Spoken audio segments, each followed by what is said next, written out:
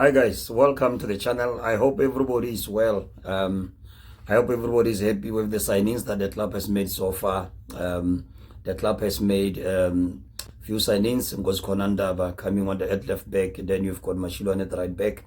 And then the midfield, we've got the towering presence of Sitlenduli, who arrived from Stellenbosch. We've got the dynamism of Masindi Confidence, Namtachela, coming from Marumo Gallants. And then at number 10, we do have the goal-scoring prowess of Sinotolo Kwaiba and the speed and the skills of Sepa Muremi down the right. Up top, we've got the goal-scoring ability of and the huge potential from Yanela Mutuma, who arrived from Richards Bay. So those are the signings that Pirates have made. But of all the signings, there is one player who really caught, who made headlines, and that's none other than the mercurial playmaker, Sipombule, who arrived from Mamelodi Sundowns as a free agent after Mamelodi Sundowns opted not to renew his contract. And then he came, and Orlando Pirates really caught everybody by surprise by signing the Sipombule, who came really at a club when the club really needed somebody who can compete with players like Maswanganye in that playmaking role, because Maswanganye really didn't have a competition, considering that Kabelo Dlamini is not that type of player who really takes the players on and who can hold on to the ball. But then with all those guys arriving, those players, there are surely few players who will be leaving Orlando Pirates, going to look for game time elsewhere. And when we look at all the positions, we look at the right back, starting with right back, Mashilwane arrived from Baroka, and then in the right back position, you still have Dino van Rooyen, you still have Thabiso Lebiso, as well as Siyabonga Ndlozi. Then Bandile Shandu is still there as well. And then one between Bandile Shandu and Ndlozi will go out on loan for sure.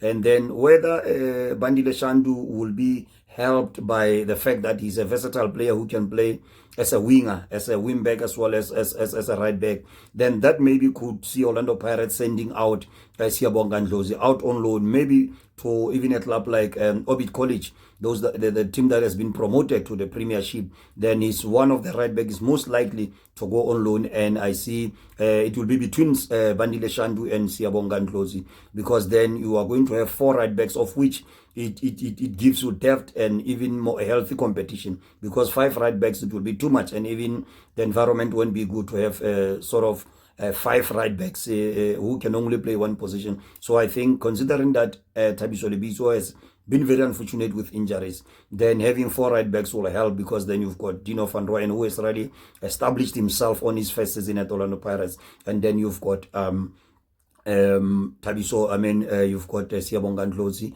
you have Mashilwane, who has just arrived. Then it will be between Ndlozi and Bandile Shandu, who's going out on loan or being sold outright. Then going to the left back position, the Orlando Pirates, they brought in Ngozi Konandaba from Richards Bay.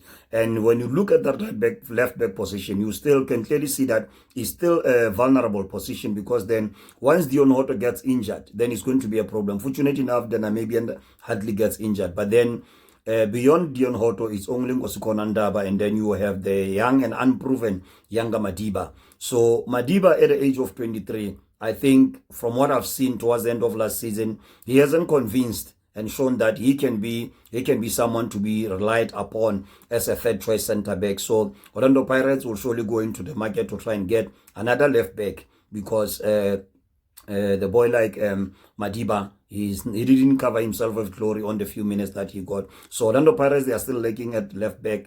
Then that's where they will need to add another player. But going into the central midfield, the arrival of Sitlenduli in that defensive midfield role, then you have Makatleni Makaula in that role. Talented Mbata hasn't really proven beyond any reasonable doubt that he can be a player as a single pivot, especially in a 4-3-3. Then you are going to have Nduli, you've got Makaula, you've got Mbata. Selepe as well, he's still young, and he's shown that there is a huge potential on him. But whether they can play as a single pivot or not, it's yet to be proven. So in that area, Goodman Mosele is one player who's most likely to be a casualty, because unless if Pirates, they decide to loan out the young boy Selepe, then maybe Goodman Mosele could stay. But I see Goodman Mosele leaving. Salalo Rasebocha is out injured at least up until January. Then one player in that central midfield will leave before the season starts, between Selepe and Goodman Mosela. Those are some of the two players. Those are the players who are likely to leaving Maketleni Makaula, Sitlenduli, and Talente Mbata in that defensive midfield role. At the number 8 position, the Masindi Confidence Namtachela arrived from Marumo Gallants, a very, very good player. We've seen his performance in the Kosafa, playing for Bafana Bafana.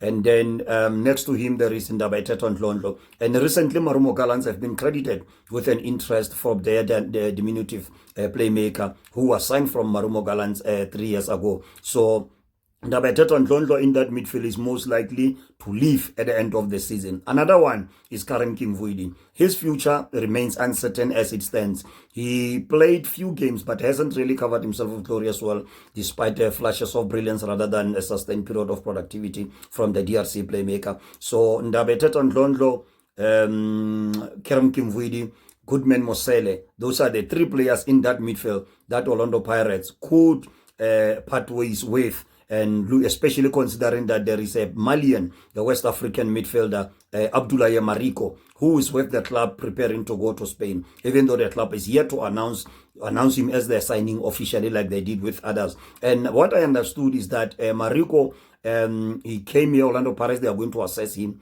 And then maybe after the preseason, after the coach Absalam Wadu satisfied himself along with his technical team, maybe that's when we are going to see Orlando Pirates announcing officially the Malian international, because he's a very, very good midfielder. But then we will have to wait and see, because the club is here to announce that particular player. So considering that he's part of the club at the moment, then that's when you look at Goodman Mosela, you look at Karim Kimvuidi, and Ndabaiteton Londlo as the potential departures from that midfield, so that Orlando Pirates, they can create a healthy competition in that central midfield role. And then wide, there is Tsepa Moremi who arrived, and Orlando Pirates, they're still like in depth on that side because he'll competing with Maungkota. And then on the right, there is Lebohile Mofokeng, who's playing on the right as a left footer, who's playing on the left as a right footer. Then he doesn't need to have a competition. So those are some of the areas that Pirates will have to beef up as well. So nobody will depart on the flanks. Pirates, they don't have depth there. They are lacking, in fact. Then at number 10, Uwaisino Kwaiba arrived. There you have Maswanganye Tito there. You've got Kabelo Dlamini. So it's very much balanced, because now you need 3 number 10s who can score goals, especially when you consider that Kabelo, this Kwaiba, he can score more goals. Last season, he was the top goal scorer of Chippa United with 7 goals. Then it tells you that Orlando Pirates have got themselves a good number 10 who can score, while you still have Tito who can drop deep into midfield and make play. Into Kabelo Dlamini, who can still elsewhere drop deep into that midfield and look to find his teammates higher up the pitch with a single pass, releasing that ball with a geometric precision, breaking the lines like a hot knife cutting through the batter. That's what Kabelo Dlamini can do. And even towards the end of season, he has shown that. Toward the end of last season, he has shown that he's a player who's press resistance, that who can maneuver easily out of the tight press with a pass, unlike Tito, who will get out of the press with dribbling. But then you've got Sipho Mbule again. Sipho Mbule, at this stage, is not clear whether he'll play as a number 10 or as a number 8.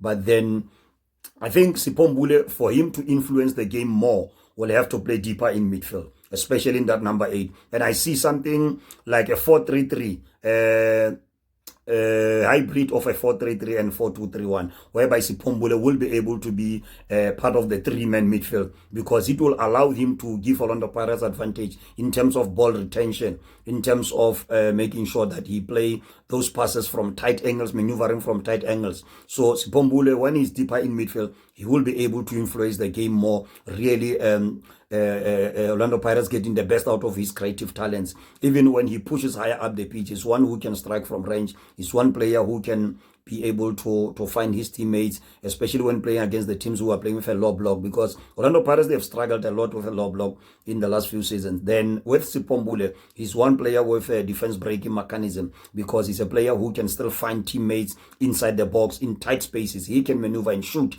and get a goal. So this is the player that I think he's going to help Orlando Pirates. So when it comes to that midfield, Sipho Mbule affects Ndabaiteton Londlo directly, because then in Londlo will have to move Sitlonduli, who affects Goodman Mosela in that midfield. That is why I said those are the players who are most likely to leave. As for Karim Kimvuidi, it remains to be seen as well as to what Absalam Aodu will see. And up top, there is Yanela Mbutuma, who arrived There is Zakira Lepasa there is Radio Pane, there is the towering frontman, Evidence Makopa, and the classic number 9, Segofa Somabasa is there.